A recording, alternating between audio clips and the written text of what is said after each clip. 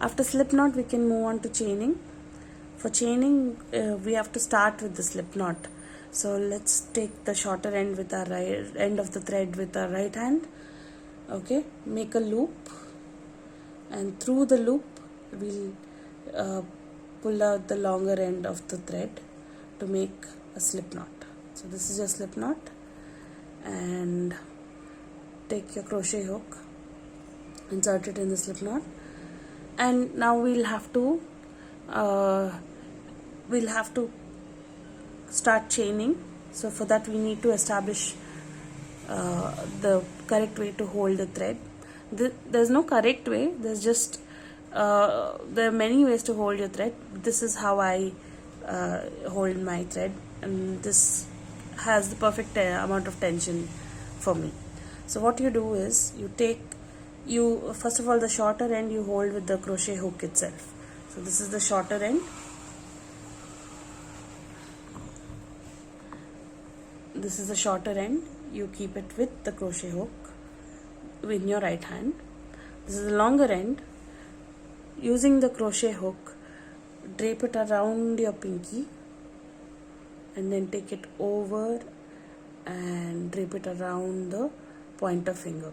So this is how it should look, and you can keep the thread secure by folding your pinky finger, and using your thumb and your pointer finger you can hold the knot, the slip knot in place, and then now you'll have flexibility with the hook. You can do whatever you want with the hook because the knot is secure here.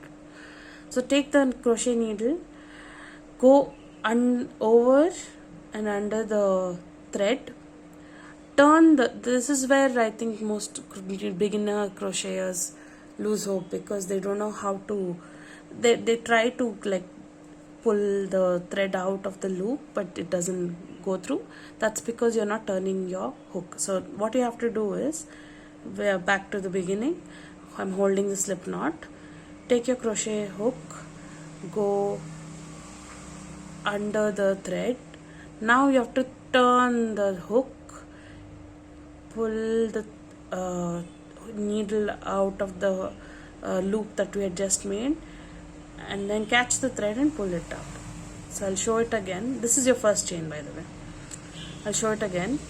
Take your crochet hook, go under the thread. Okay, now the needle is facing upward.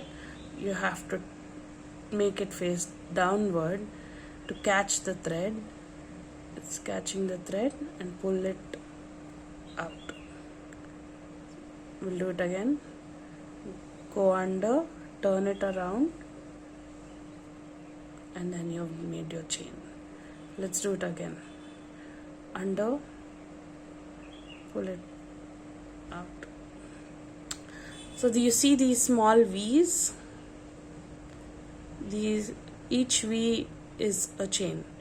So this is the first chain that we made, the first V you can see, second, third, and this is the fourth. So the loop is never counted as a chain. The loop on your needle is never counted as a chain. So if we have to make 10 chains, we would start counting like this. So let's start from the beginning.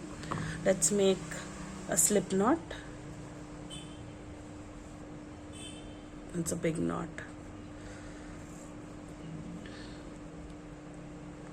So you drape the thread.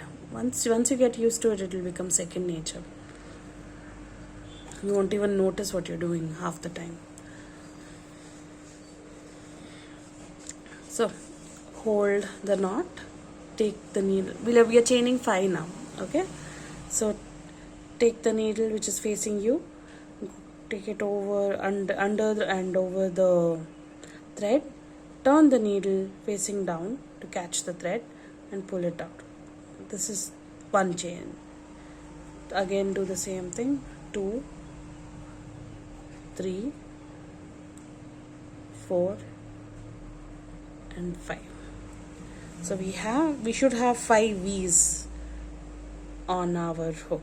So we can see 1, 2, 3, 4 and 5. So congratulations, you've just learned how to chain, and this is the second step in crochet, and with one more step you will be crocheting fully. You can make many projects with the next step, that is step 3. Please join me for step 3.